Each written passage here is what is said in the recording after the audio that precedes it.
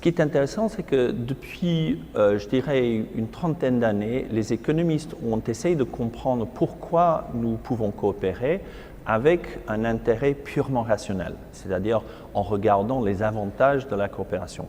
Et ces avantages sont extrêmement importants et nous pouvons les calculer. Mais depuis un peu moins de temps, je dirais une quinzaine d'années, on se rend compte qu'il faut non seulement une incitation rationnelle à coopérer, mais aussi une inclination affective. Finalement, nous coopérons parce que nous avons envie de coopérer et surtout parce que la coopération de chacun enclenche une volonté de coopérer des autres. Et j'ai déjà parlé de la réciprocité, et c'est bien ça.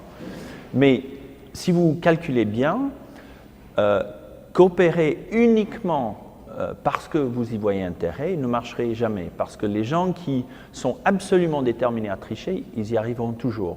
C'est parce que finalement, il y a une infrastructure de la vie sociale où la coopération est entretenue par une volonté de base de coopérer, de jouer son rôle dans les institutions de la société, que cette coopération basée sur, on va dire, la rationalité qui regarde devant elle et qui nous donne une incitation à coopérer, ça peut fonctionner. Mais sans une inclination affective, la rationalité ne peut jamais construire une telle infrastructure.